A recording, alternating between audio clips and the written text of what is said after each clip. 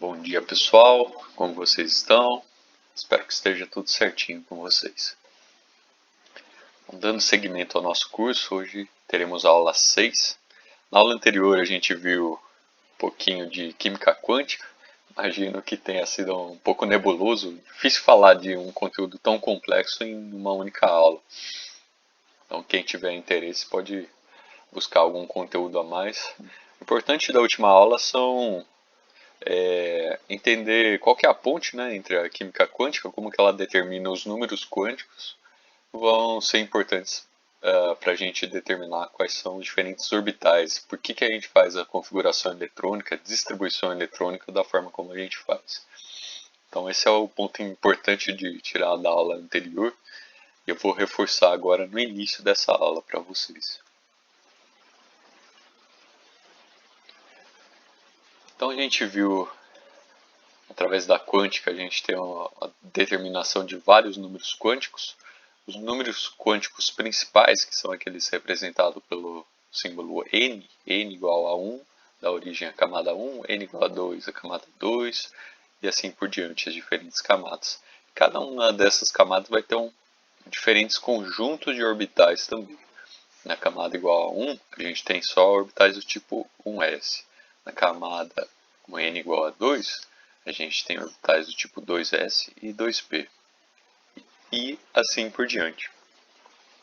Quando a gente faz a distribuição eletrônica, o que a gente está fazendo é organizar os diferentes elétrons que constituem um certo elemento nesses diferentes orbitais, de acordo com a energia, sempre começando da menor valor de energia até o maior valor de energia. Quem dá essa distribuição do menor para o maior é o diagrama de Pauling.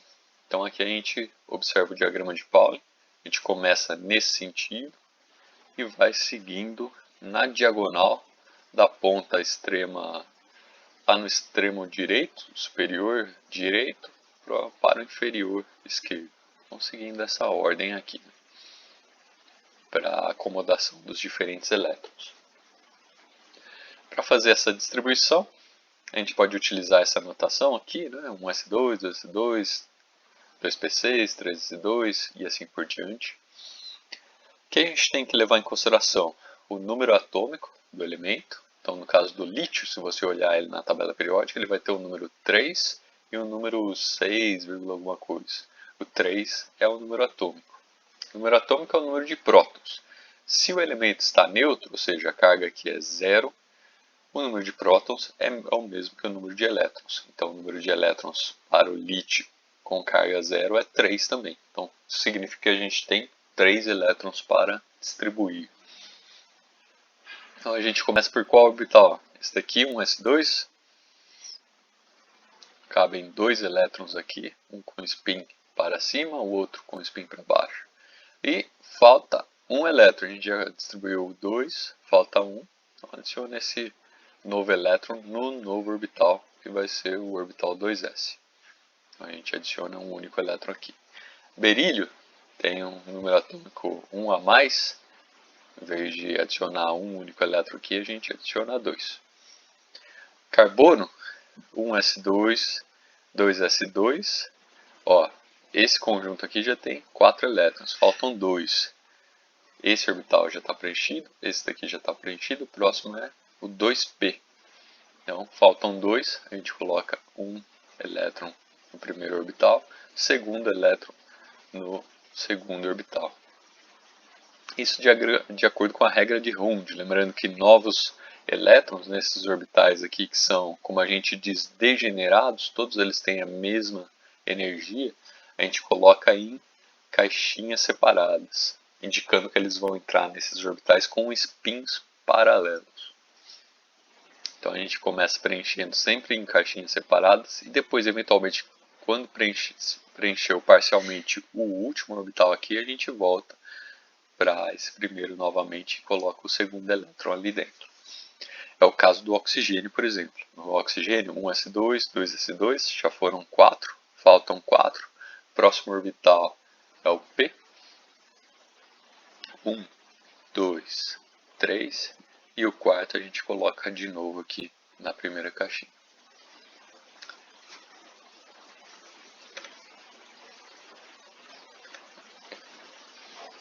Então isso é o que está associado com a ideia de distribuir elétrons ao longo dos diferentes orbitais. Vamos dar um exemplo aqui diferente do que a gente trabalhou até o momento.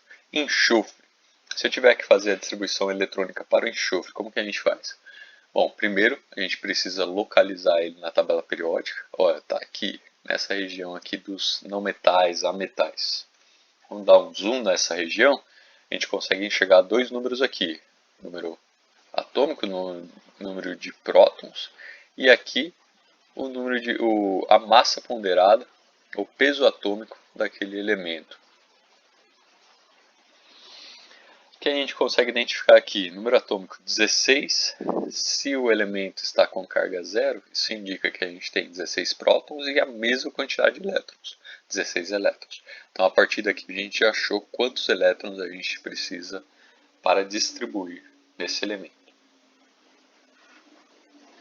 Aí, qual que é a lógica que a gente vai seguir? São 16 elétrons, a gente vai seguir essa distribuiçãozinha aqui de acordo com o diagrama de Pauli. Então, o primeiro orbital vai ser preenchido com 1s2, vamos lá, 2s2, 2p6, e vai contando, não deixa de contar, ó.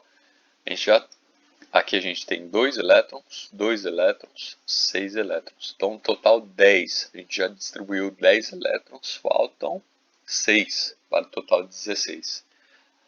Qual que é o próximo da fila aqui? 1s2, 2s2, 2p6, 3s2. Ó, caminha na diagonal. 3s2. Faltam quantos elétrons? Faltam 4 elétrons agora. Próximo orbital a ser preenchido é o P. A gente vai preencher ele com 4 elétrons. 10 mais 6, 16 é o número de elétrons que a gente precisava distribuir. Então, essa é a configuração eletrônica do enxofre com carga zero. Essa última camada preenchida, ó, nota que a última camada é a camada com N igual a 3. Número quântico principal igual a 3. Tem 6 elétrons ali na última camada. É a camada de valência. E essas camadas mais internas aqui, elas vão ter a mesma configuração de gás nobre. O gás nobre anterior na tabela periódica é quem? É o neônio. Vamos voltar lá. Ó, o enxofre está aqui. O neônio é o último gás nobre antes dessa linha aqui na tabela periódica. Ele vai ter a mesma configuração eletrônica que essa camada interna aqui. Então, às vezes, o que a gente faz é representar a distribuição eletrônica do enxofre. E aqui eu vou ter que escrever.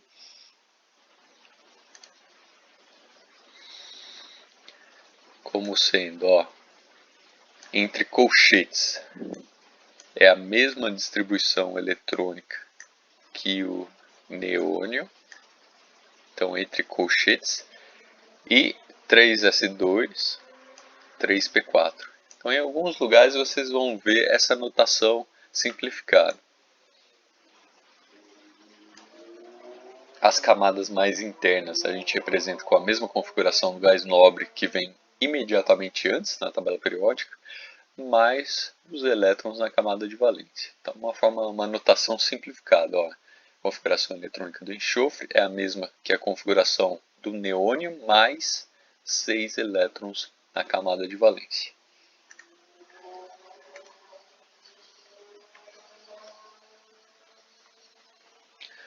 Representação através de caixas. Sempre mais fácil começar com essa daqui. A gente já tem o encadeamento, né, através do diagrama de Pauli. E depois que você tem essa daqui pronta, forma escrita, você facilmente consegue converter para essa notação de caixas. Então, ó, 1s2, orbital S, tem só uma caixinha associada a ele, cabem 2 elétrons lá, um com spin para cima, outro com spin para baixo.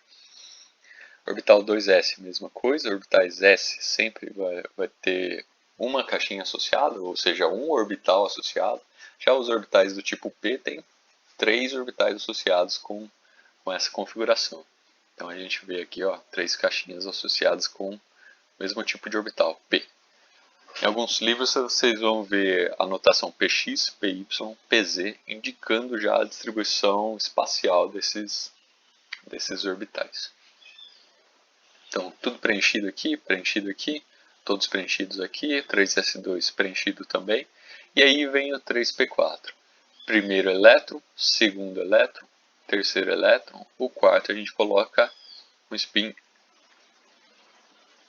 invertido aqui na primeira caixinha. Então é isso que está associado com estabelecer a distribuição eletrônica para um certo elemento. Lembrando, por exemplo, que se aqui o elemento tivesse uma carga, por exemplo, o enxofre tem uma tendência a ficar com uma carga 2-. Se ele tem uma carga 2-, isso indica para a gente, vamos representar também através da caneta aqui. Então, se por acaso o enxofre tiver com uma carga 2-, se ele tem uma carga 2-, isso indica para a gente que ele tem 2 elétrons a mais. Né? A gente vai ter 2 elétrons a mais na hora de fazer a distribuição. Onde esses 2 elétrons vão ser incorporados? Aqui, nesses últimos 2 orbitais aqui. Notem que o enxofre 2-, ele vai ter a mesma configuração eletrônica de um gás nobre, que vem depois do neônio, que é o argônio. Então, o enxofre, quando ele ganha 2 elétrons, ele adquire a mesma configuração eletrônica de gás nobre, na camada de valência, né?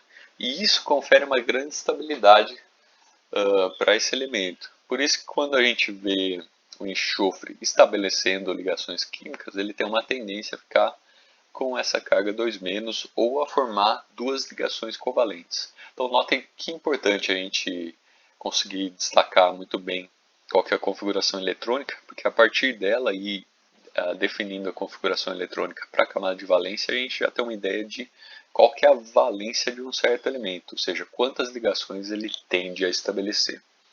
Isso é uma ferramenta importantíssima para a gente saber por que os elementos reagem na proporção com que eles reagem na natureza.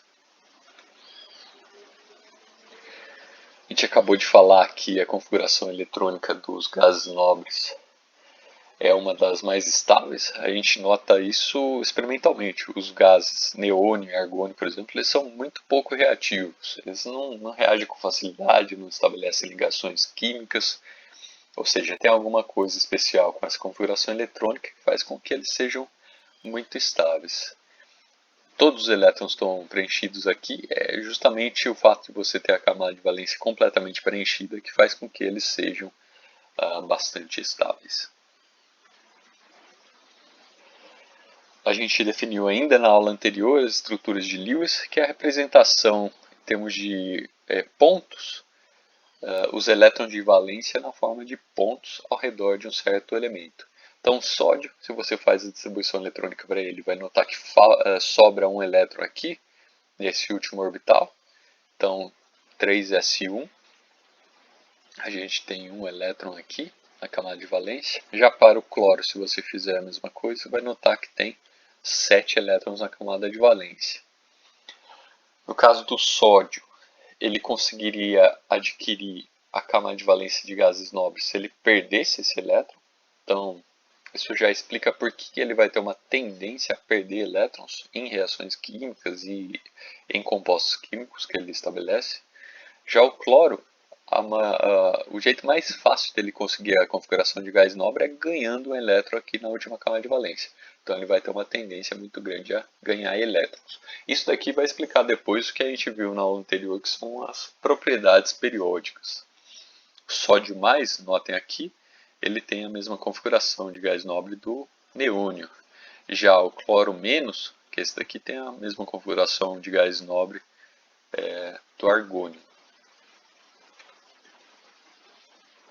Ao longo da tabela periódica, com o aumento do número quântico principal, do número atômico, né, que a gente tem? A gente tem gradativamente maior número de elétrons na camada de valência. A partir do momento que a gente sai do número atômico 10 e passa para o 11, a gente tem uma repetição. aquela camada de valência foi completa, a gente começa a preencher uma nova camada atômica, uma nova camada eletrônica.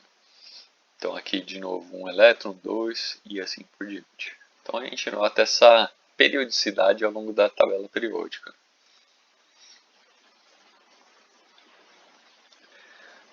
Tabela periódica a gente definiu que podia ser dividida em colunas, que são os grupos, eles têm configuração eletrônica similar, ou seja, mesmo número de elétrons na camada de valência, a gente vai ver com detalhes daqui a pouquinho. E os períodos, cada um desses períodos aqui a gente tem a camada de valência com o mesmo número quântico principal. Então aqui número quântico 1, aqui 2, aqui 3. Então simplesmente sabendo isso daí a gente já consegue identificar rapidamente qual que vai ser a configuração eletrônica de um certo elemento na tabela periódica. Só em termos de nomenclatura, definições, a gente costuma associar diferentes nomes à posição aqui nos diferentes grupos da tabela periódica de acordo com a reatividade. Então esses são os metais alcalinos, alcalinos terrosos, metais de transição aqui no meio da tabela periódica, caracterizados pelos orbitais D semi-preenchidos. Semimetais são esses elementos aqui, não metais, esses elementos, e os gases nobres aqui no extremo direito da tabela periódica. Em termos de configuração eletrônica, todo mundo que está aqui nesse grupo vai terminar com a configuração eletrônica S1. Quem está aqui na primeira linha vai terminar com a configuração 1S1.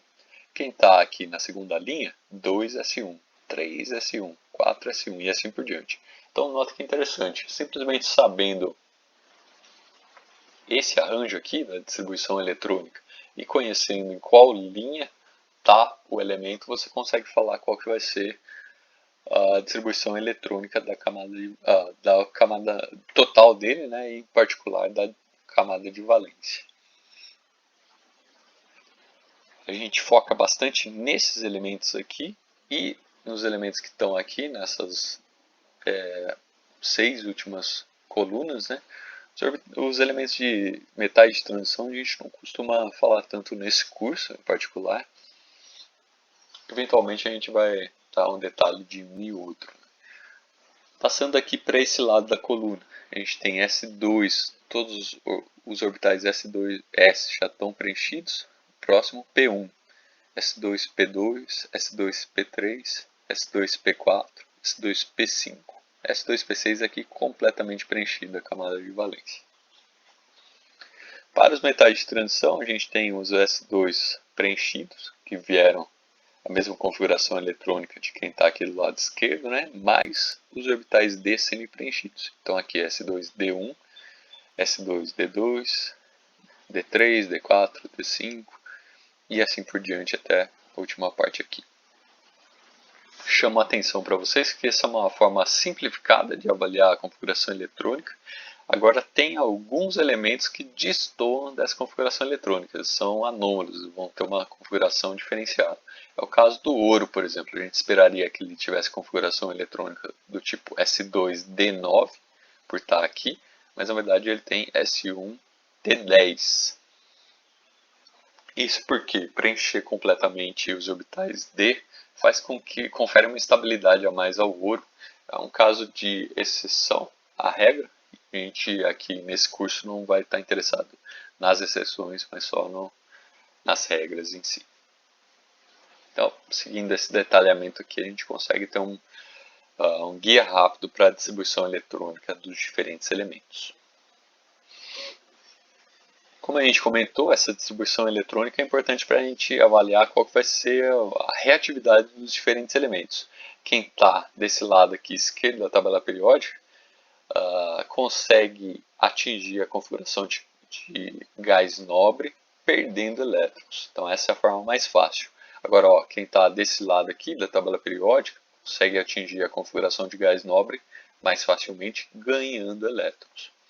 Então isso daí vai ditar as diferentes propriedades periódicas dos elementos. Eu chamo a atenção de vocês para duas que são mais importantes para o que a gente vai ver na aula de hoje. Primeira delas, energia de ionização, energia mínima necessária para remover um elétron do átomo. Então a gente tem um átomo neutro aqui.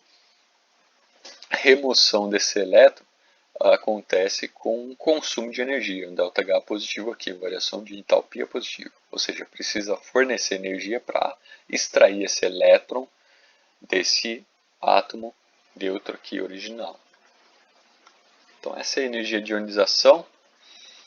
Já a afinidade eletrônica é como se fosse a propriedade oposta, ou seja, energia liberada quando certo elemento incorpora um elétron a ele, gerando o ânion respectivo. Então, nesse caso aqui, o cloro, ele recebe um elétron para formar o íon cloreto, e esse processo é exotérmico, como a gente diz, tem um ΔH negativo, ou seja, libera calor, ou seja, é um processo que acontece com uma certa espontaneidade.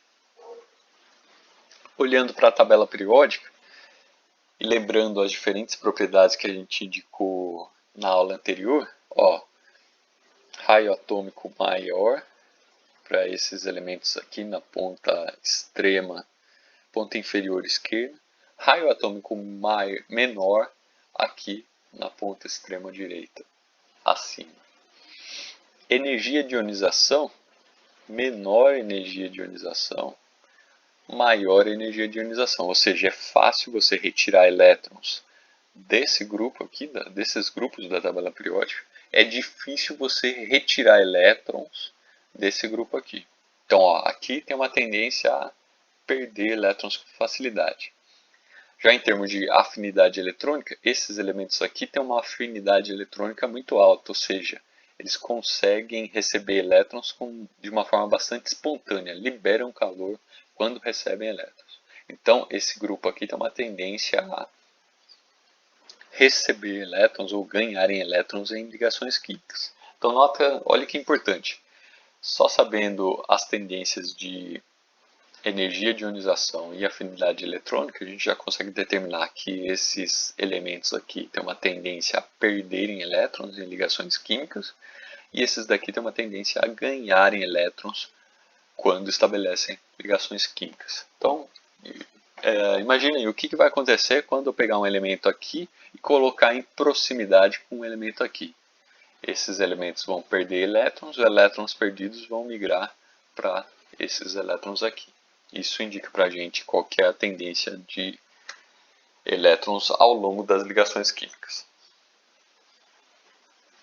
É o caso do cloreto de sódio, por exemplo. Olha, o sódio está nessa ponta aqui, tem uma grande tendência a perder elétrons. Já o cloro está nessa ponta aqui, uma grande tendência a ganhar elétrons. Quando você coloca um em proximidade com o outro, a tendência é o sódio perder elétron, esse elétron ir para o cloro. Isso confere um caráter muito iônico para essa ligação, ou seja, caráter iônico significa o quê? Que é uma ligação iônica, uma ligação formada por íons. Quem são os íons? Na+, vamos escrever aqui. Se o sódio perde um elétron, ele vai ter uma tendência a ficar com uma carga positiva. Se o cloro recebe o elétron do sódio, a tendência dele vai ser ficar com uma carga negativa. Então, Na+, Cl- é uma ligação que se estabelece entre dois íons, o cátion, sódio, e o ânion, cloreto. Uma ligação eletrostática, baseada em atração entre diferentes cargas, muito forte. Agora, conforme a gente caminha ao longo da tabela periódica, essa diferença de propriedade periódica, de energia de ionização e afinidade eletrônica vai cada vez ficando menor. O que a gente está fazendo? A gente começou aqui sódio, magnésio, alumínio, silício, fósforo, enxofre, cloro. Nota que a gente está caminhando, a gente estava combinando elementos. Um dos elementos é o cloro e o outro elemento pode ser o sódio, pode ser o magnésio. Conforme eu caminho aqui para o lado direito da tabela periódica, as propriedades vão ficando cada vez mais parecidas. Então, enxofre e cloro têm uma característica de afinidade eletrônica e energia de ionização relativamente próxima. que isso vai fazer? Vai fazer com que o tipo de ligação se altera. Aqui já não há, por exemplo, nessa ligação aqui, já quase não há diferença da energia de ionização e da afinidade eletrônica entre os elementos participantes. Então isso faz com que o tipo de ligação se altere. Aqui a ligação é mais covalente, ou seja, em vez de você ter a transferência de elétron, o que a gente tem é, na verdade, um compartilhamento de elétrons, que vai caracterizar a ligação covalente. Então essa diferença explica os diferentes tipos de ligações, que vai ser o assunto da aula de hoje.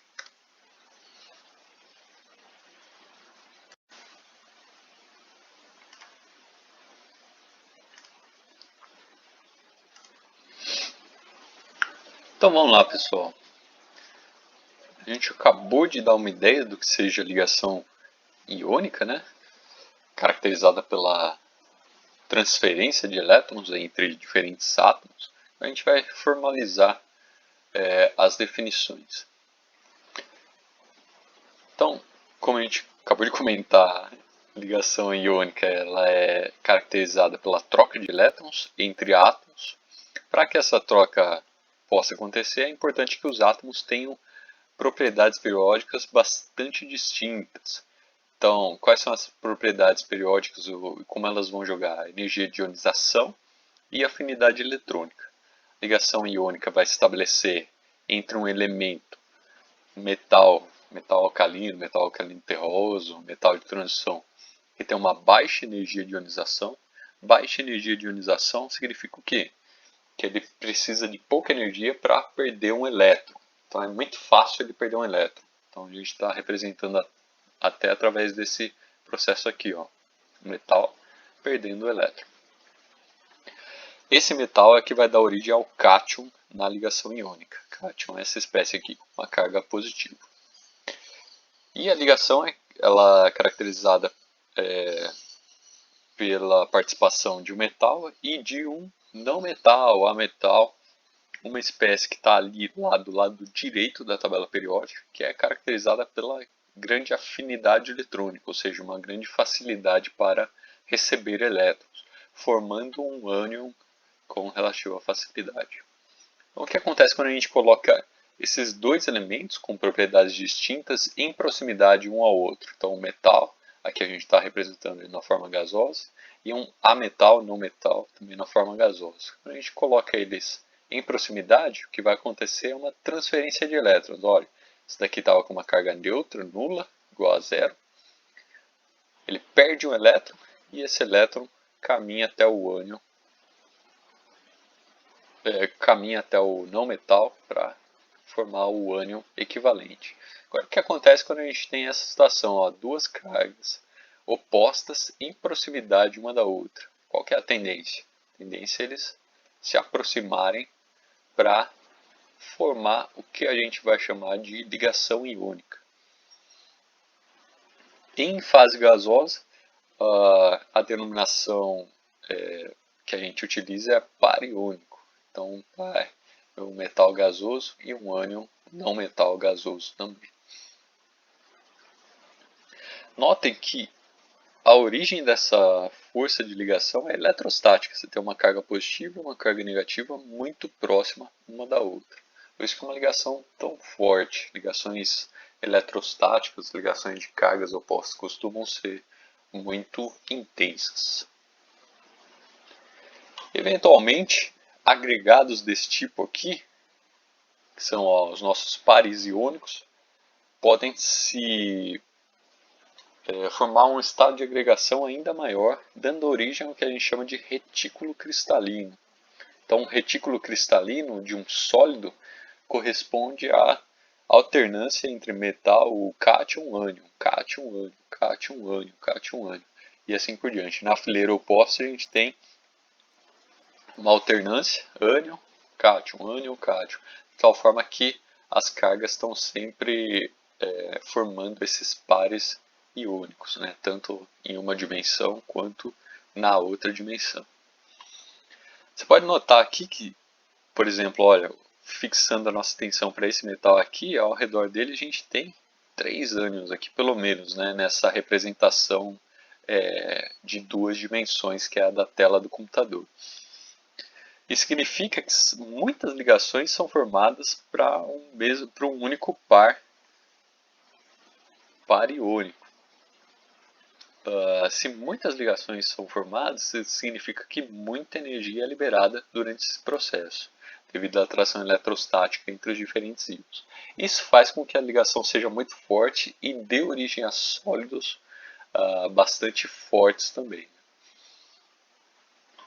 Quando a gente fala de retículo cristalino, o que a gente está identificando aqui são os átomos, né?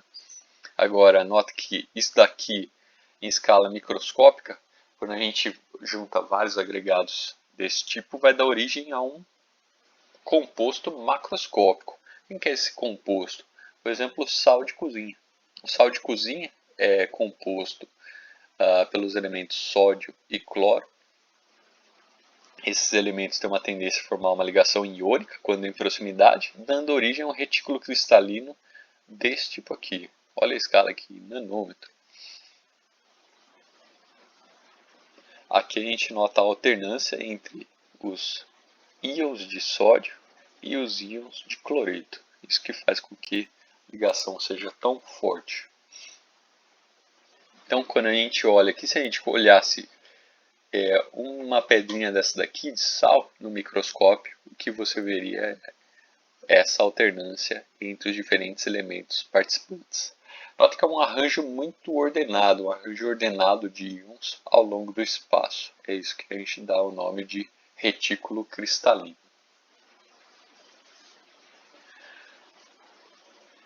Agora, ao longo do curso, a gente já trabalhou com fórmula de diferentes compostos.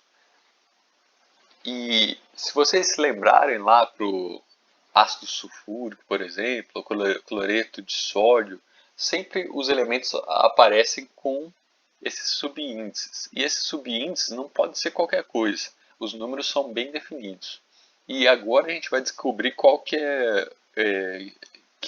procedimento a gente segue para definir quais são os subíndices que aparecem aqui, ou seja, como definir a proporcionalidade entre os diferentes elementos que participam de uma certa ligação.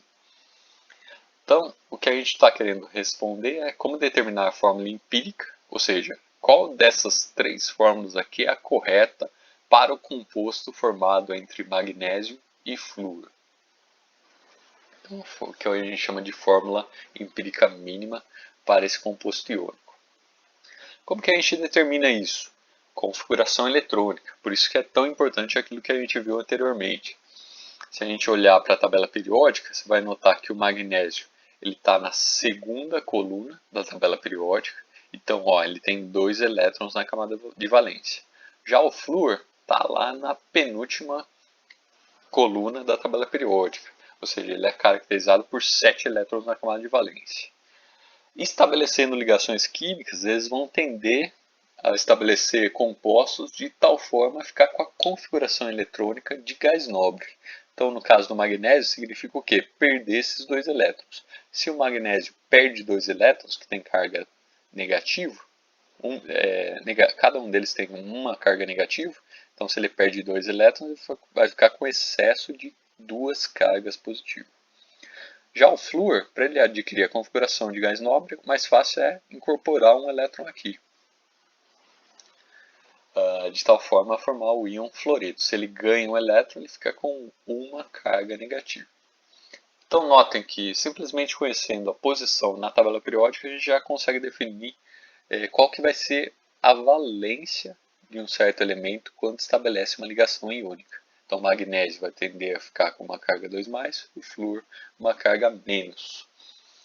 Agora, para definir qual que vai ser a proporcionalidade entre eles, o que a gente vai definir, o que a gente vai utilizar é o princípio da eletroneutralidade. O composto que a gente vai formar ele tem que ser neutro, ele vai ter uma carga total igual a 0. Então, se eu tenho aqui o magnésio com uma carga 2+, e o flúor com carga menos, qual que é a pergunta que a gente vai responder? Quantos átomos de fluoreto eu preciso para neutralizar um átomo de magnésio 2+, ou esse cátion de magnésio 2+. A resposta já é intuitiva, eu preciso de 2 fluoretos para neutralizar um magnésio 2+.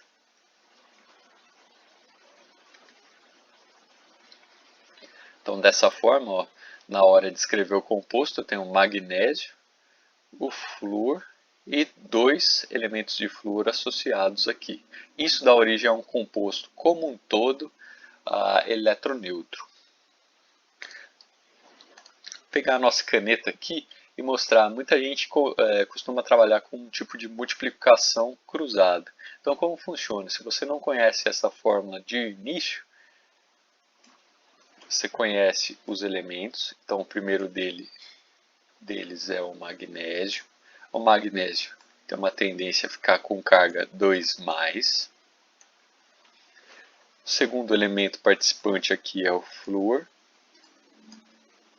que tem uma tendência a ficar com uma carga negativa, ou seja, menos. Lembra que em química, sempre que a gente não coloca o número aqui, significa 1. Então, eu vou representar aqui como 1 menos.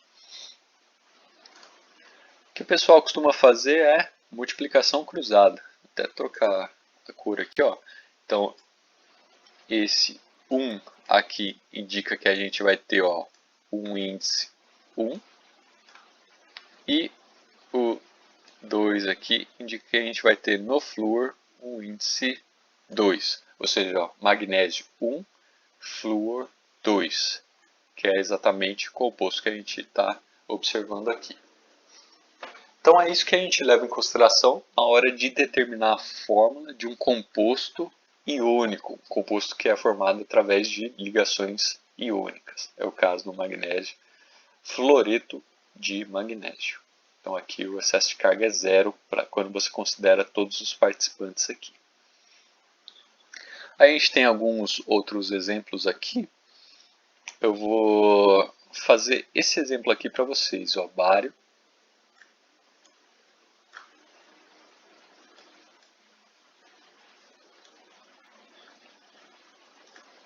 E o nitrogênio.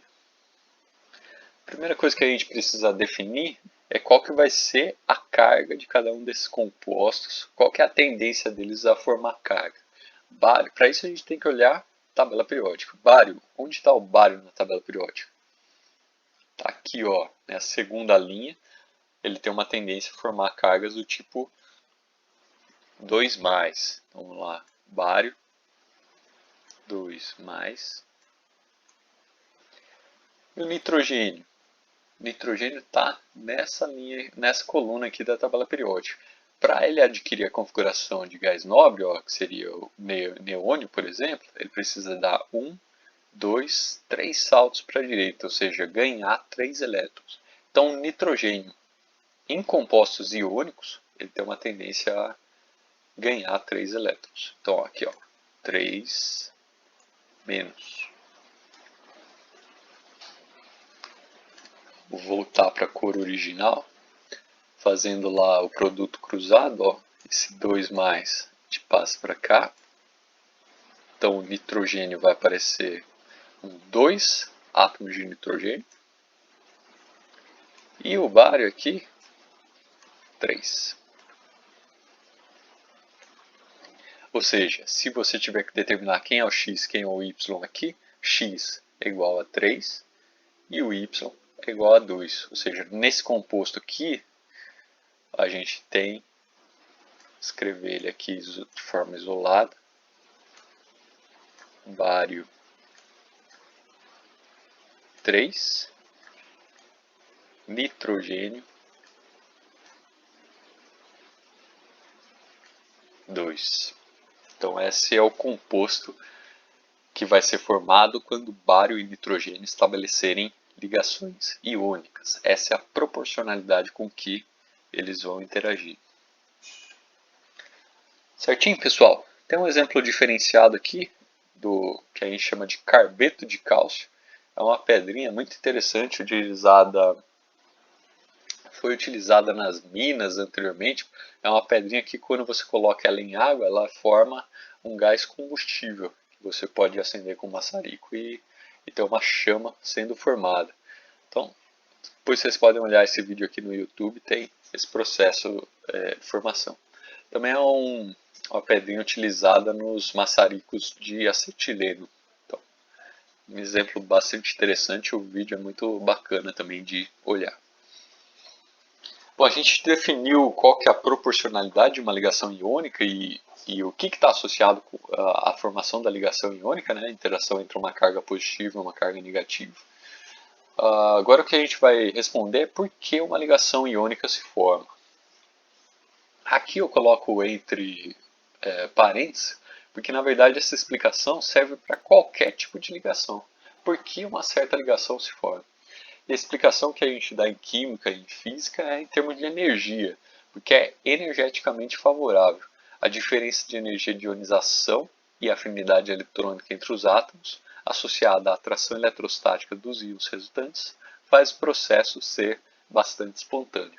Ou seja, a participação de um elemento lado esquerda da tabela periódica, que tem uma tendência a perder elétrons com facilidade, e outro da direita da tabela periódica, que tem uma facilidade de ganhar elétrons, faz com que esse processo de transferência eletrônica seja bastante favorável. E essa transferência eletrônica gera um par iônico, um cátion e um ânion, em proximidade, que conferem uma característica de atração eletrostática bastante favorável. Então tudo isso faz com que a formação da energia dessa ligação iônica seja energeticamente favorável.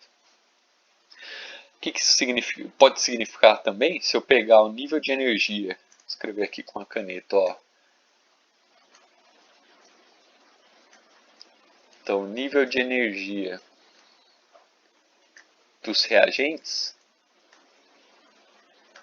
e comparar com os produtos, a gente tem uma situação desse tipo aqui. Os reagentes, isoladamente, têm um conteúdo energético maior do que o dos produtos. E a tendência, ao longo dos processos químicos e físicos, é sempre a gente passar de situações de maior energia para situações de menor energia.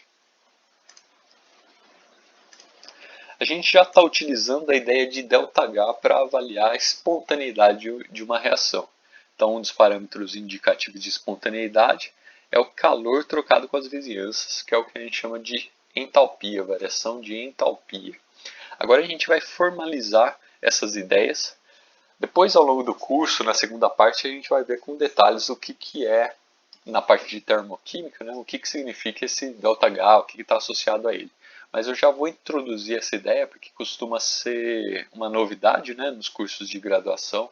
Então, para a gente já começar a ter um vocabulário em comum. Então, variação de entalpia é o calor trocado durante um processo químico, um processo físico. Sempre que o ΔH for menor que zero, ou seja, variação de entalpia menor que zero, o processo ocorre com liberação de calor para o ambiente, ou seja, a reação acontece e ela libera calor para fora.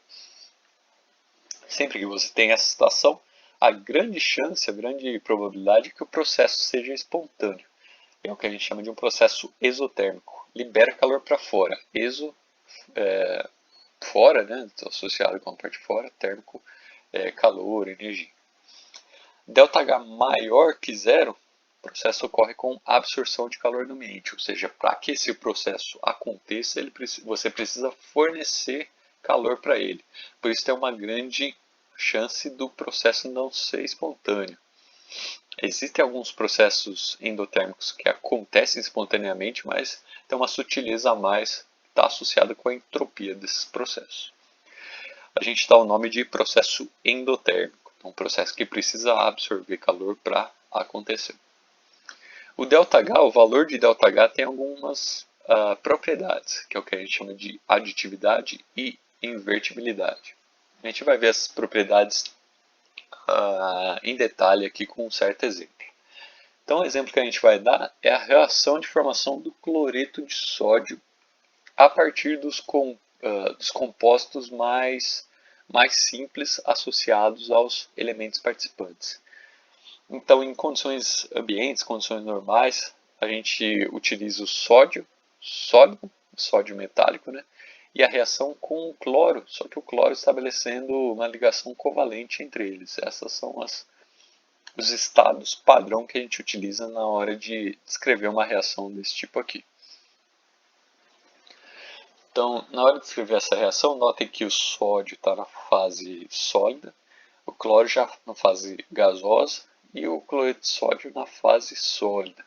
Então, para a gente é importante converter esses reagentes para o mesmo tipo de fase, definir qual que é o processo de transferência de carga, ou seja, separar. Quando a gente escreve uma reação como desse tipo aqui, é o que a gente chama de uma reação global. Só que uma reação desse tipo aqui, ela vai estar separada em várias etapas distintas.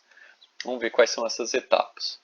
Então, o sódio que está na fase sólida, ele precisa passar para a fase gasosa para conseguir reagir com esse cloro aqui, certo?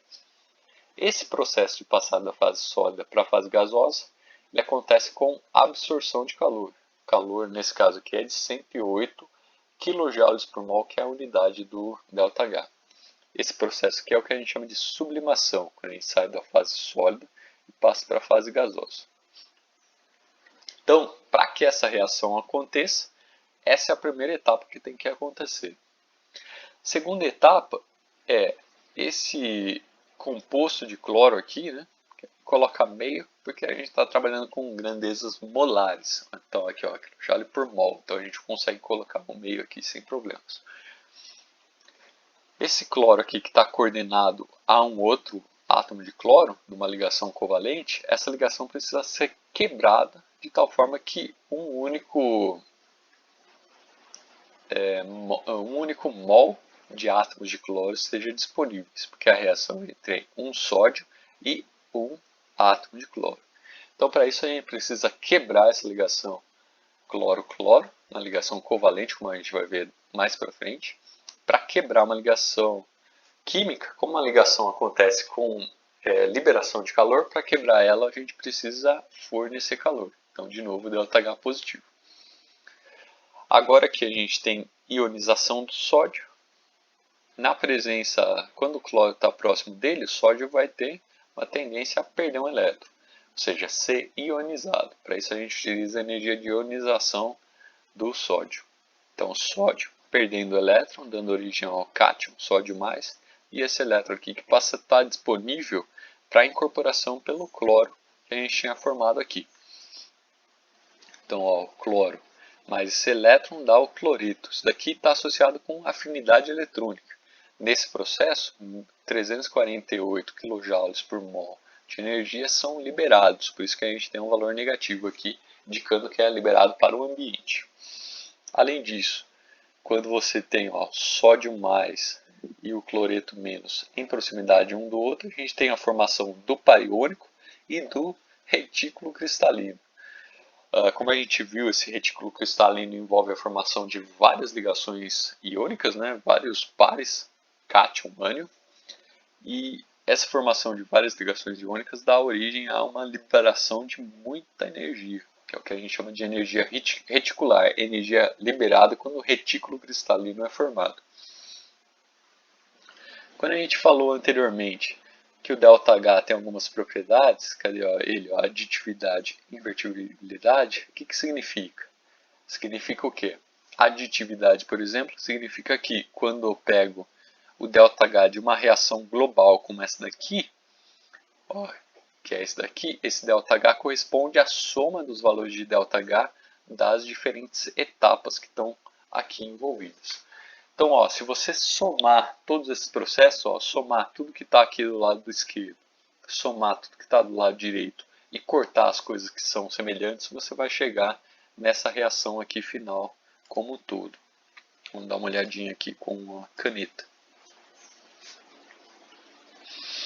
Então, a gente tem cloro gasoso aqui, cloro gasoso aqui.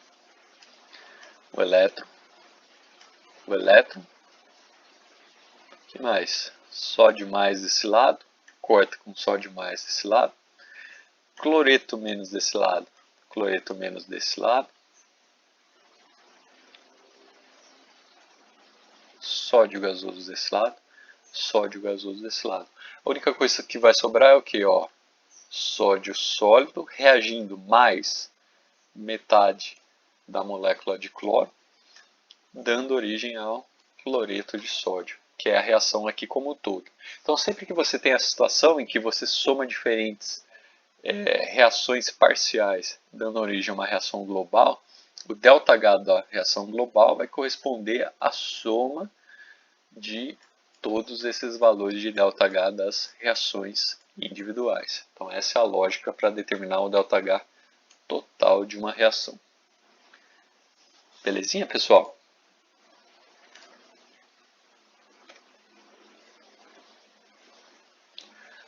Então, vocês notam que esse ΔH é negativo, indicando um processo bastante exotérmico. E se você avaliar os valores de ΔH aqui, quem contribui mesmo para esse valor ser negativo é essa última etapa aqui, a formação da energia reticular. Ela libera muita energia, compensa todos os outros valores de energia associados aos processos anteriores. Então, quando a gente fala que uma ligação iônica é uma ligação bastante forte, o principal componente dessa força da ligação iônica é a formação do retículo cristalino.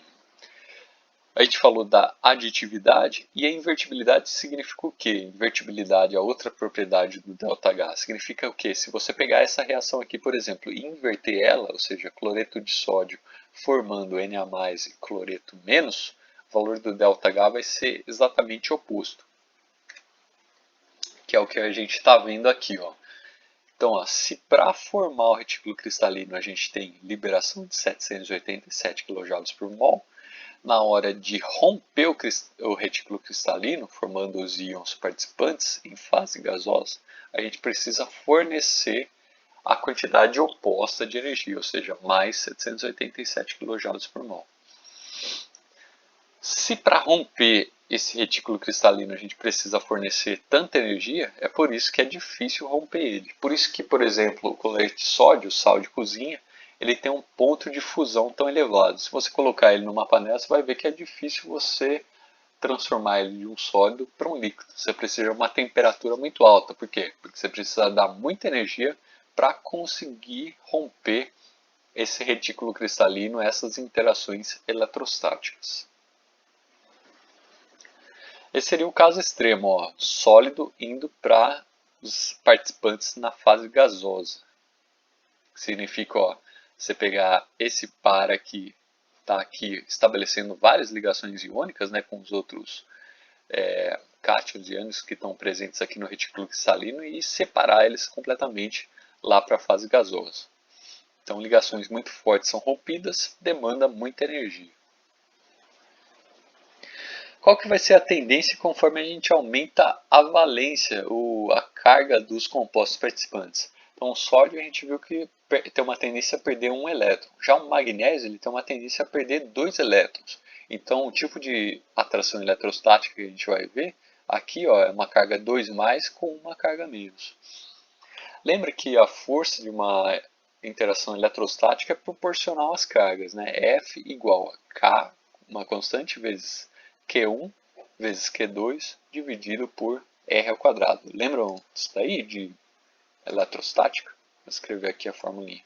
F, a força elétrica é igual a uma certa constante elétrica vezes Q1 vezes Q2 dividido pela distância elevado ao quadrado.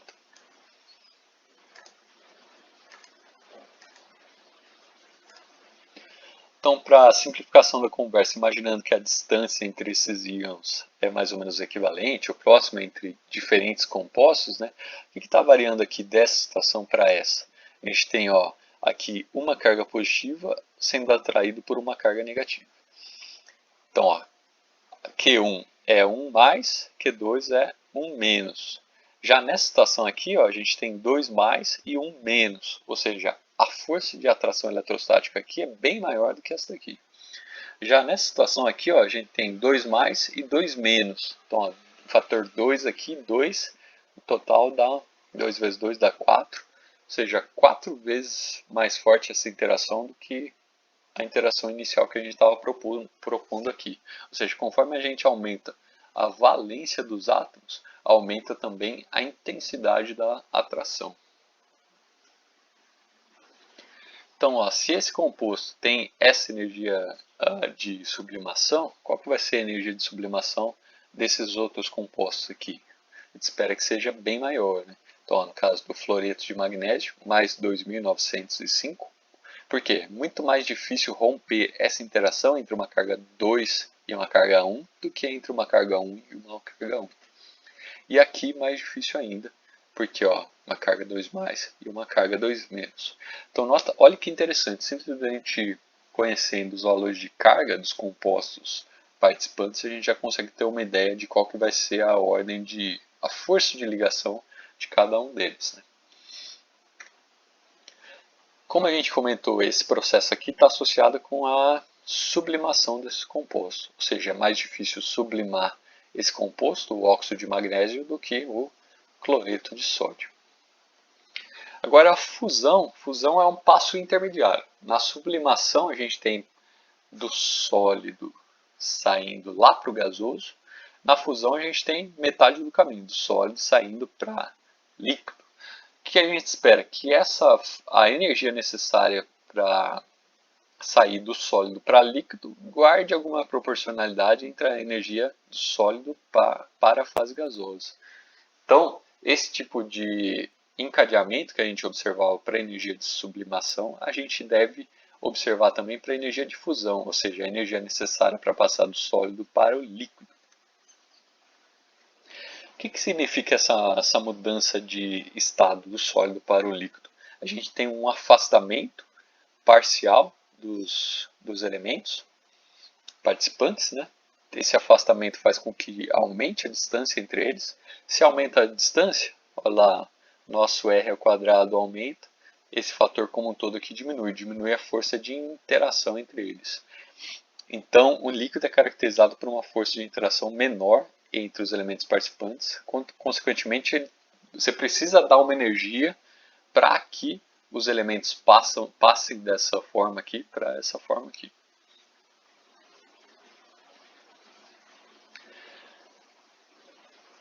Como a gente discutiu, a energia de fusão deve guardar relação com a energia de sublimação, e a gente viu que a energia de sublimação aumenta conforme a gente aumenta as cargas dos elementos participantes.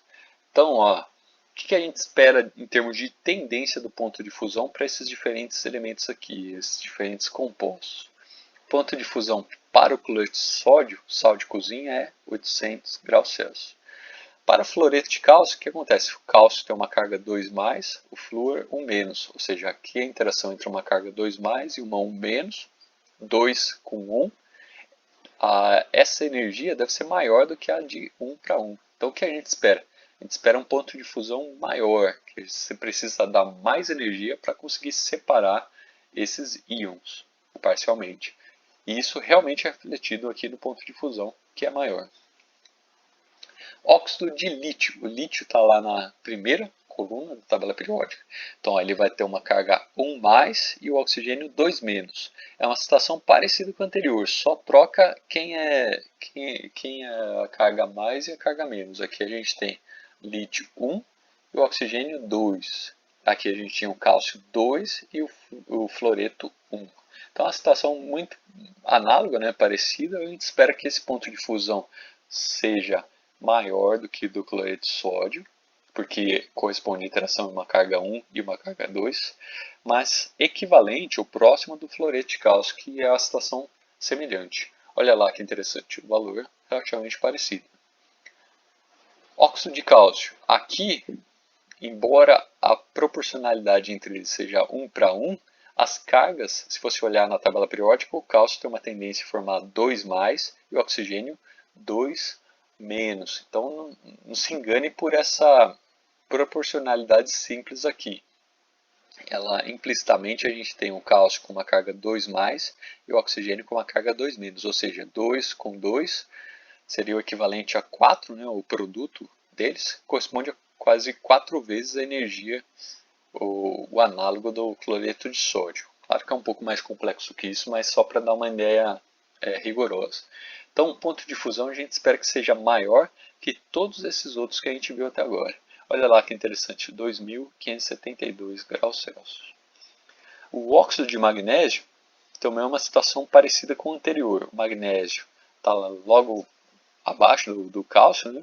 Então ele tem uma tendência a ficar com carga 2+, oxigênio 2-. De novo, 2 para 2, a gente espera valores semelhantes aqui.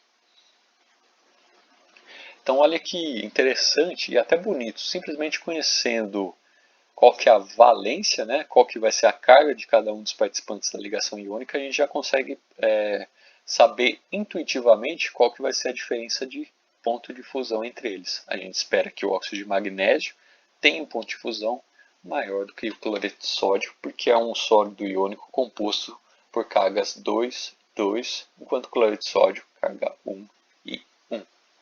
Então, notem que qual que é o passo a passo para a gente chegar nessa situação, todo esse entendimento. A gente conhece a distribuição eletrônica de cada um desses elementos. A partir da distribuição eletrônica, a gente sabe quantos elétrons tem na camada de valência. Então, o sódio 1, o cloreto tem 7.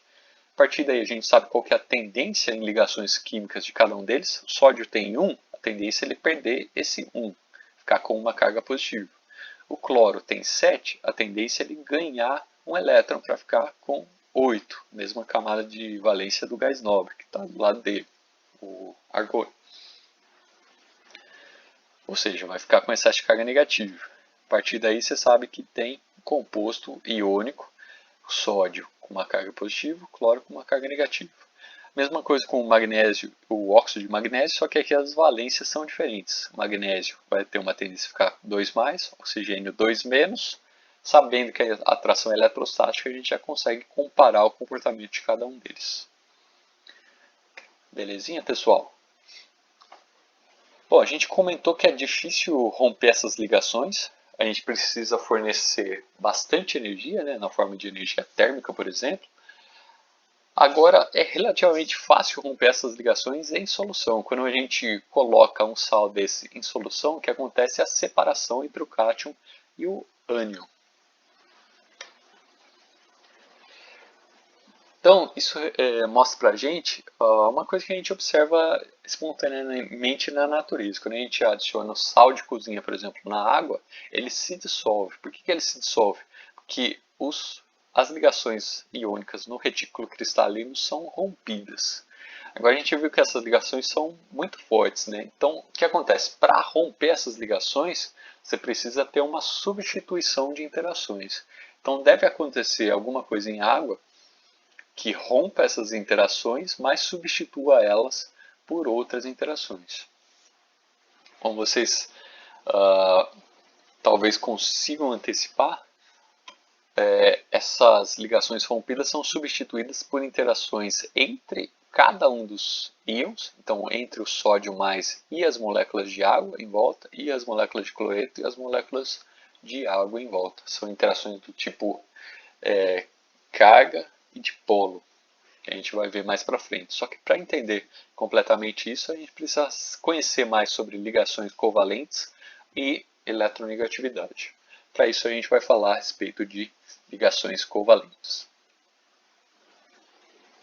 Antes de entrar na parte de ligações covalentes, chamo a atenção para um evento que aconteceu em 2018, que foi o incêndio do Museu Nacional. Esse daqui é o resultado final do incêndio. Notem que tudo foi embora, todos os materiais poliméricos, madeira, plástico, tudo evaporou. A única coisa que sobrou aqui foi o quê? Foi o esqueleto da construção. O esqueleto foi composto de cimento, e cimento é um agregado composto de cálcio, silicatos, carbonatos, que são compostos formados através de ligações iônicas. Ligações iônicas, como a gente viu, dão origem a compostos com ponto de fusão muito grande e não são, você precisa de uma temperatura muito grande para liquefazer eles. A temperatura do incêndio aqui não foi suficiente para conseguir passar do ponto de fusão dessas substâncias, por isso que a gente vê a estrutura aqui intacta, embora todos os outros compostos com ligações covalentes tenham ido embora. Então, notem que, conhecendo propriedades químicas, a gente consegue definir qual tipo de composto ou substância é melhor para uma dada aplicação. No caso aqui, os compostos iônicos, eles são muito fortes, é difícil você romper a ligação iônica, então dá origem a materiais estruturais fortes, por isso que a gente utiliza eles no cimento, por exemplo, e dá origem a materiais também com uma resistência térmica elevada, ou seja, não vão se liquefazer com facilidade. Belezinha, pessoal?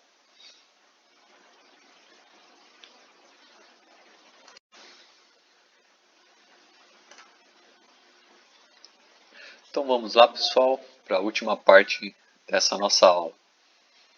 A gente falou até o momento de ligação iônica, comentou que a ligação iônica, alguns compostos que estabelecem ligações iônicas têm a característica de se dissolver em água. Para isso é importante compreender que propriedade a água tem que faz com que ela seja capaz de dissolver esses compostos. Para isso a gente precisa de alguns conceitos. Precisa conhecer o tipo de ligação que a água faz.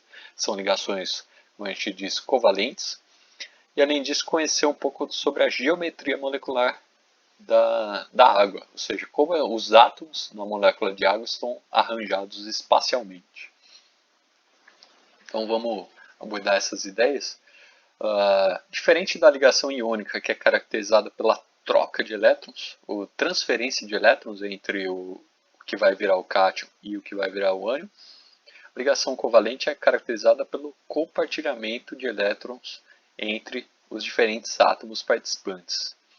A gente consegue uma forma útil de representar ligações covalentes através das estruturas moleculares, que são essas aqui que a gente está representando nessas figuras. Então aqui a gente nota que os átomos participantes de uma certa molécula até que a gente já abordou em sala de aula, isso daqui ó, é a molécula de metano, CH4.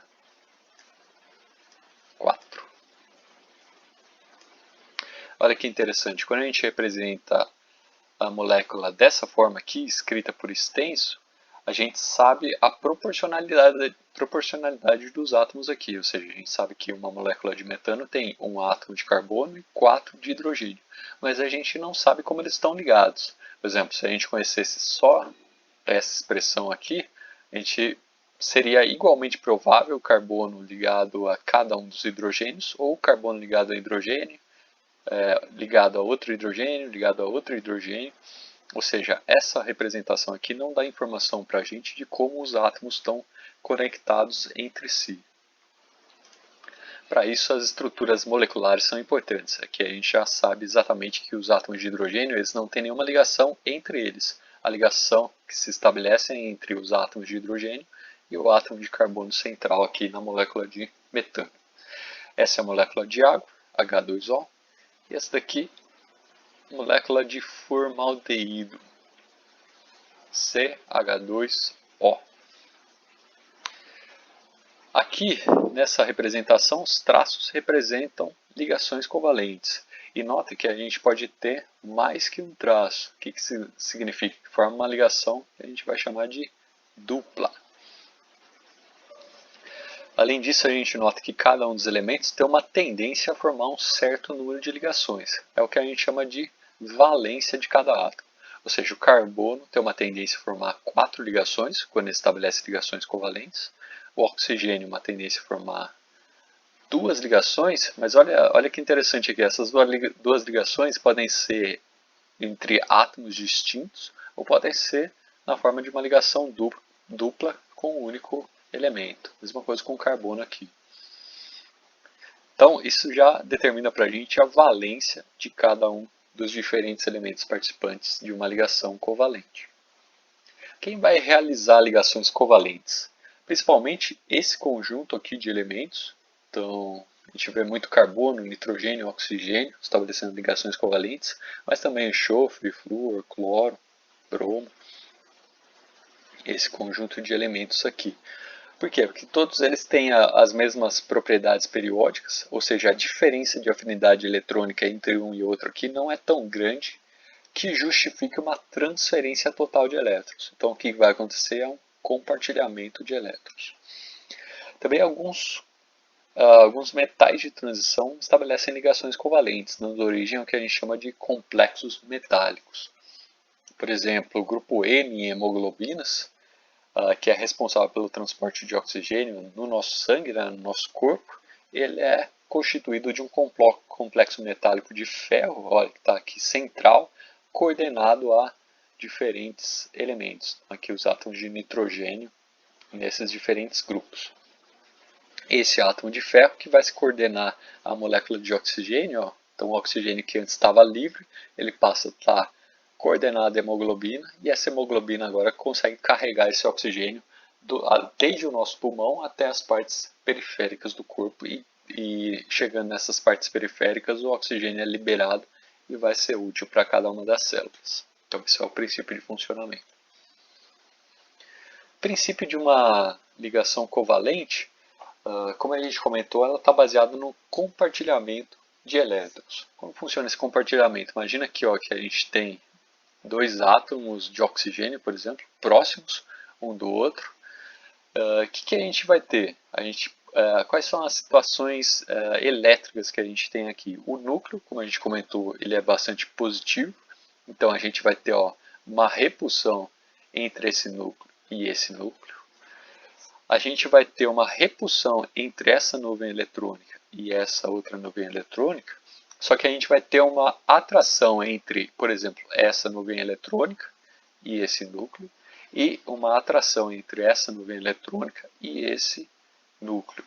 Essas atrações que a gente comentou compensam as repulsões que a gente tinha comentado anteriormente. Isso faz com que o conjunto de interações como um todo seja atrativo, dando origem à formação da ligação covalente. A gente pode representar isso daqui em termos de orbitais. Lembrando lá na distribuição eletrônica, os orbitais s, p, na verdade eles correspondem a uma certa distribuição de elétrons numa região de espaço. Então aqui a gente tem exemplos de orbital do tipo S, que tem aquela simetria esférica. Então um átomo aqui, o outro átomo aqui. Quando eles se aproximam, o que acontece? Essas nuvens eletrônicas sofrem uma deformação.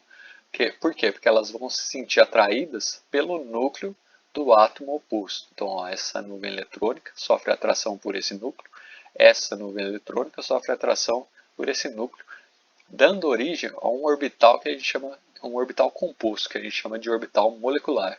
Então, ó, dois orbitais atômicos interagindo, dando origem a um orbital molecular. Então, são esses os fenômenos que acontecem durante a formação de uma ligação covalente.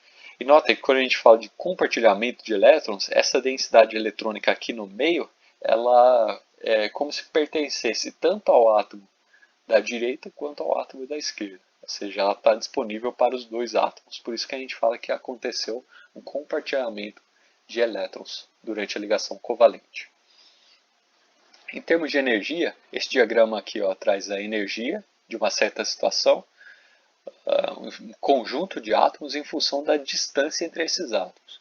Então ó, aqui longe na curva os átomos estão muito afastados um do outro, praticamente não tem interação entre eles, a energia é igual a zero, é o nosso estado de referência, é assim que a gente definiu a energia igual a zero. Conforme a gente aproxima um átomo do outro, aquela situação atrativa dá origem a uma diminuição da energia. Lembra que em química, em física, sempre que a gente tem uma diminuição da energia, a gente está falando de estados mais estáveis, mais prováveis. Então, essa atração aqui dá origem a essa diminuição que a gente vê. Essa diminuição passa por um mínimo e depois a curva de energia volta a subir. Por quê? Porque a proximidade já é tão grande entre os átomos que a repulsão entre os núcleos passa a ser muito importante. Então essa repulsão entre os núcleos faz a energia subir, fazendo com que a situação seja instável. Ou seja, o ponto de maior estabilidade é esse daqui, o mínimo de energia. E essa distância aqui, onde você tem um mínimo de energia, corresponde à distância de ligação, a distância entre um átomo e outro na ligação covalente. Para cá, o predomínio de forças de repulsão, para cá, o predomínio de força de atração, a máxima atração nesse ponto aqui. Aqui a gente dá um exemplo de orbitais atômicos dando origem a orbitais moleculares. Então, ó, dois orbitais atômicos do tipo P, na hora que interagem, dão origem a um orbital molecular. do tipo, nesse caso aqui, a gente chama um orbital do tipo sigma. Sigma e π está associado com a geometria e como está a distribuição de elétrons ao longo do eixo. Notem que aqui você tem distribuição eletrônica entre um núcleo e o outro núcleo. Já na formação de uma ligação do tipo π, um orbital molecular do tipo π, a gente tem de novo orbitais do tipo P, só que agora eles estão com uma outra geometria. Notem, e não tem densidade eletrônica aqui nesse eixo. Isso dá origem a um orbital molecular sem densidade eletrônica entre os núcleos, caracteriza uma geometria do tipo π. A combinação entre esse orbital molecular sigma e o orbital do tipo π vai dar origem à ligação dupla que a gente observou anteriormente. Então, a ligação dupla, aquela que tem dois traços, um dos traços está associado com esse tipo de orbital e o segundo traço está associado com esse outro tipo de orbital. Notem que eles ocupam regiões diferentes do espaço, ou seja, os elétrons que estão participando desse tipo de ligação covalente não estão em contato com os elétrons dessa ligação aqui.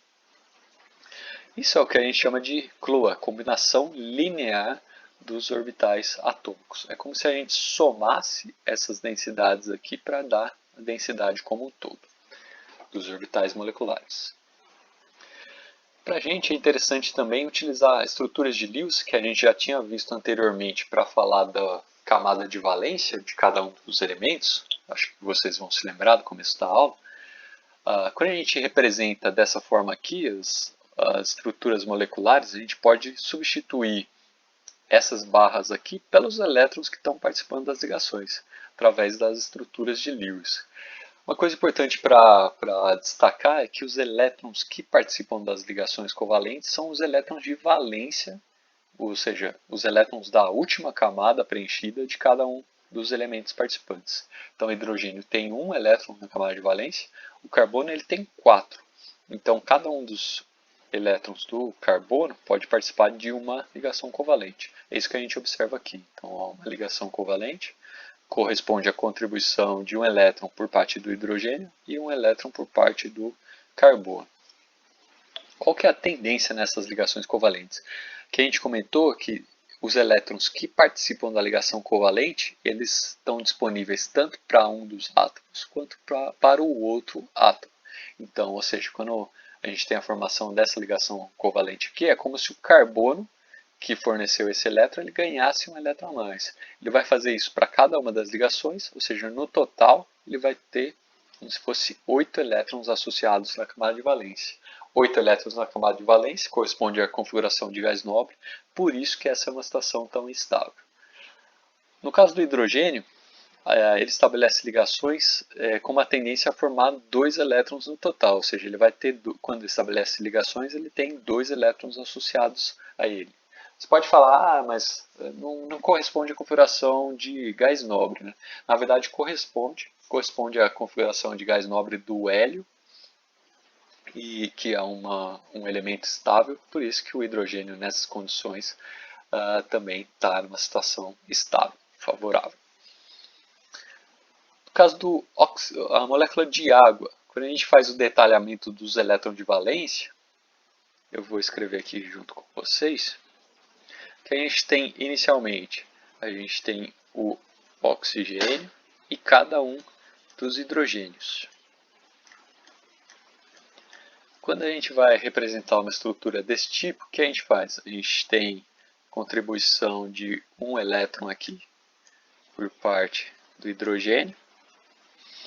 O oxigênio, ele tem no total, se você pegar o oxigênio, a distribuição eletrônica dele, você vai ver que ele tem 6 elétrons na camada de valência. Então, represento 1, 2, 3, 4, 5, 6. Ou seja, ele já tem 2 pares aqui, ele precisa de mais 2 elétrons para formar mais 2 pares e chegar na configuração de gás nobre. Então, por isso que ele se coordena com esses átomos de hidrogênio aqui, dando origem a cada uma dessas ligações covalentes. Esse elétron que antes era do hidrogênio passa a ser compartilhado com o oxigênio, então aqui já corresponde a um 2. Aqui é a mesma coisa, então no total o oxigênio passa a ter 8 elétrons ao redor dele, caracterizando a configuração de gás nobre. Não é dessa forma que a gente representa, a gente chega nesse tipo de estrutura de Lewis aqui, representando as ligações covalentes. O que é importante notar aqui, que vai aparecer nessas outras moléculas também? A gente tem um conjunto de elétrons, que a gente diz que são elétrons ligantes, que participam da ligação, e no caso da molécula de água, o oxigênio em particular, tem esses dois pares de elétrons, que a gente chama de pares de elétrons não ligantes. Eles pertencem ao oxigênio, só que eles não estão participando da ligação com o átomo de hidrogênio. Então, bastante importante você conseguir identificar quem são os elétrons ligantes e não ligantes, que depois eles vão influenciar a geometria da molécula. Nota que a gente está representando a molécula de água aqui de forma angular, né, com esse ângulo. Por que ela não é linear? Existe uma explicação para isso que a gente vai ver na próxima aula. Molécula de formaldeído, como a gente tinha indicado anteriormente. Aqui a gente tem um carbono central, estabelece ligações simples com os átomos de hidrogênio e uma ligação dupla com o átomo de oxigênio. Ligação dupla significa o quê? Dois compartilhamentos de elétrons. Então, ó, se você contar o número de elétrons ao redor do carbono aqui, ó, 1, 2, 3, 4, 5, 6, 7, 8. Então, o carbono está ok. E o oxigênio, será que está ok também? 1, 2, 3, 4, 5, 6, 7, 8. Tudo certinho também com o oxigênio. No caso da molécula de nitrogênio corresponde à ligação tripla entre dois átomos de nitrogênio. Então, o que acontece aqui? Você tem o nitrogênio estabelecendo uma ligação tripla, que significa 3 compartilhamentos de elétrons. Esse nitrogênio aqui, quantos elétrons ele vai ter associado a ele? 1, 2, 3, 4, 5, 6, 7, 8. Então, aqui tudo certo desse lado. A situação é espelhada desse lado, então a gente tem 8 elétrons aqui também. Então, cada um desses nitrogênios adquire o que a gente chama de octeto. Então, cada elétron partilhado conta igualmente para cada átomo. E a tendência nas ligações químicas é se atingir a configuração de gás nobre, quando a gente conta todos esses elétrons participantes das reações. É o que a gente chama de regra do octeto, ou seja, a tendência é ter 8 elétrons associados a cada um dos átomos, com algumas exceções, por exemplo, o hidrogênio, que se tiver 2 elétrons ele já está numa situação estável, a mesma situação do hélio, que é um gás nobre.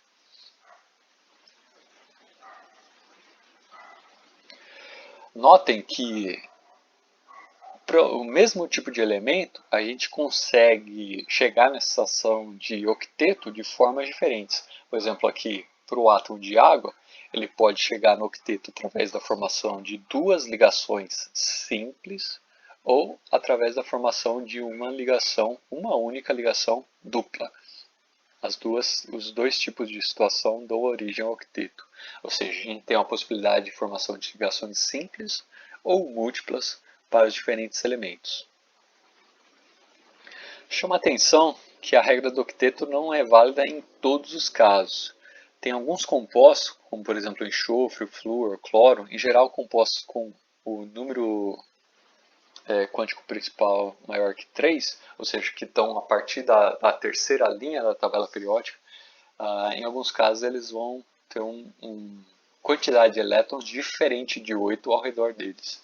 Isso por quê? Porque esses elementos aqui, em particular o enxofre, o cloro, eles já são elementos com um tamanho bem maior. Esse tamanho maior permite que eles acomodem o maior número de elétrons ao redor deles.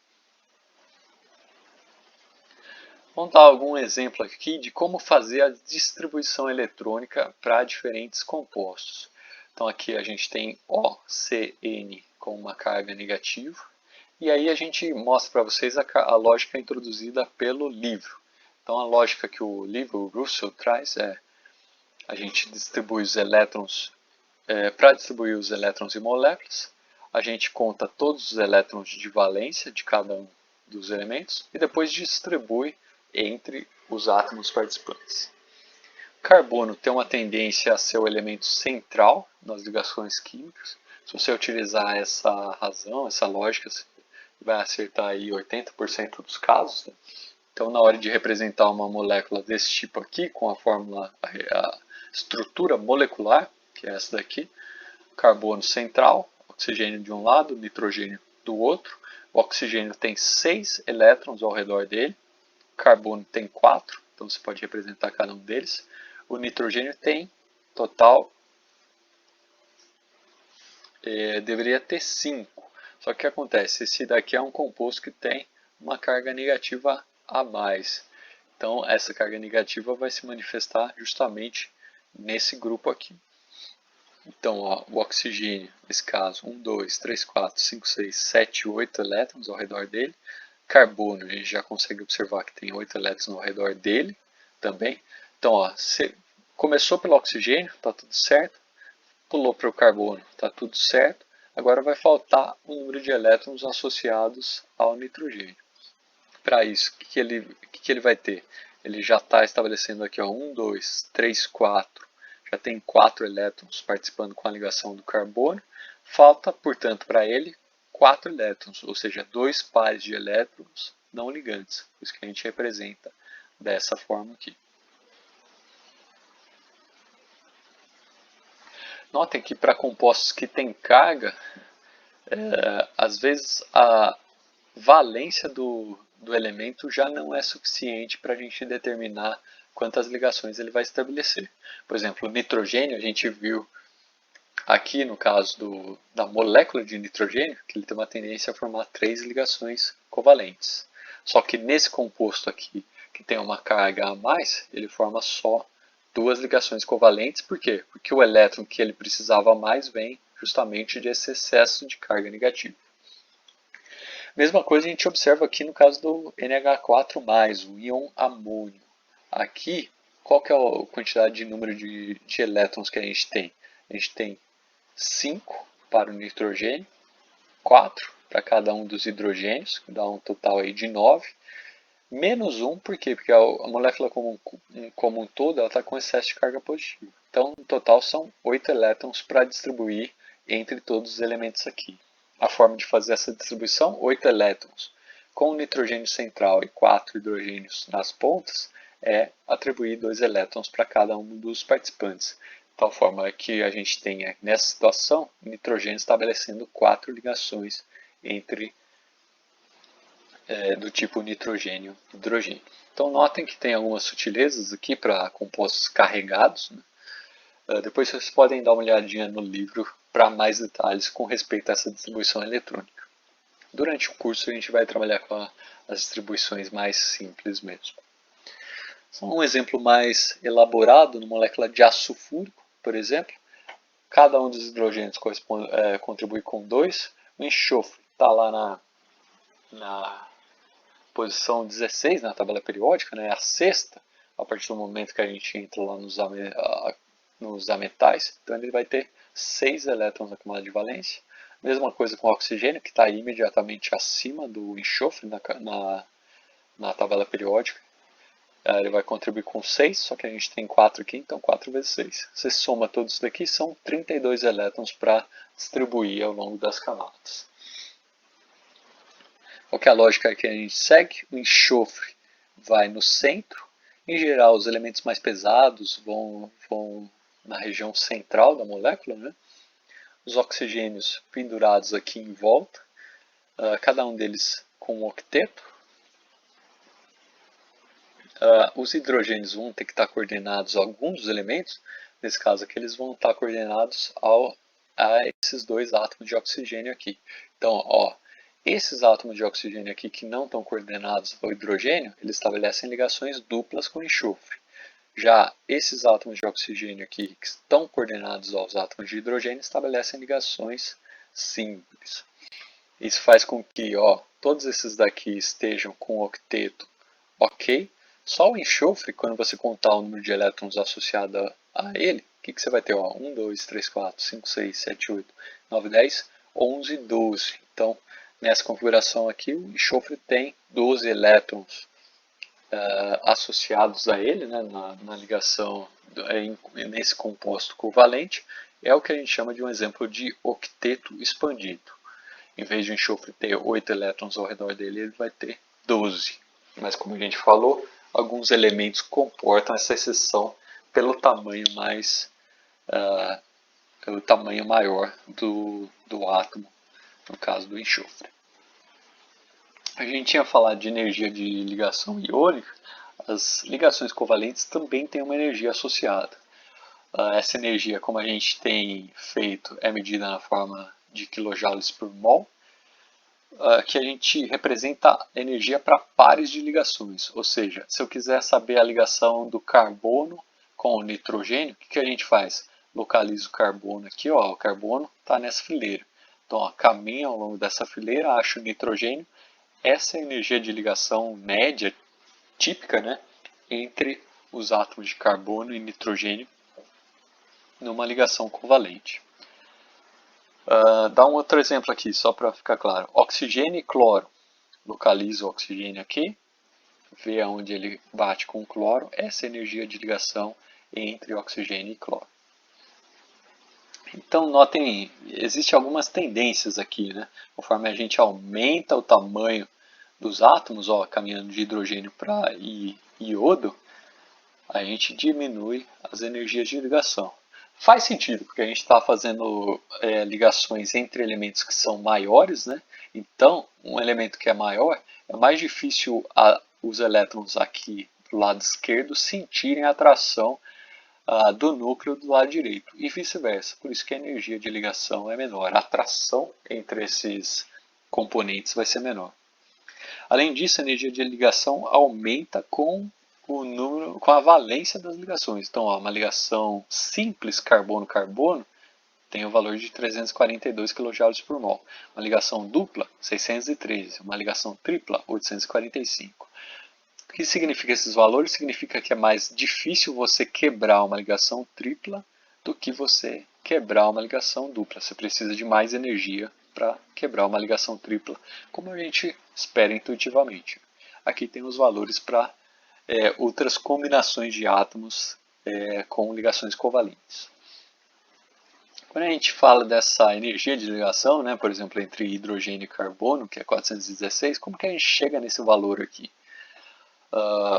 A metodologia que é utilizada é através de quebras parciais. Então, aqui a gente tem a molécula de metano, o processo que dá origem à molécula de CH3 mais um hidrogênio livre, ou seja, quebrar uma das ligações carbono-hidrogênio, ele necessita de 430 kJ por mol para acontecer.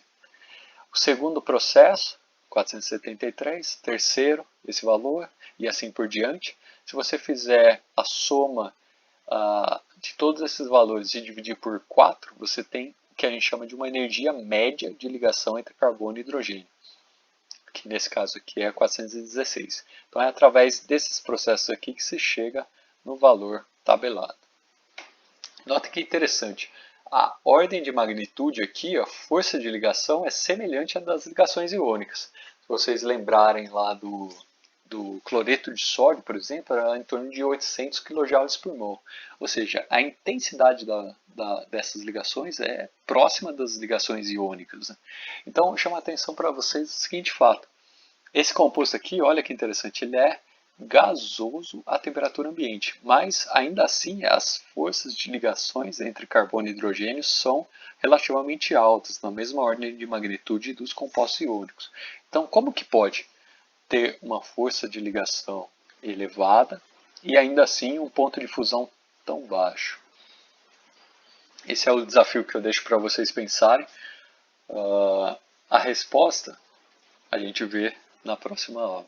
Está associada com eletronegatividade e interações intermoleculares. Belezinha, pessoal? Então, desejo que vocês estejam bem e a gente se vê na próxima. Até mais.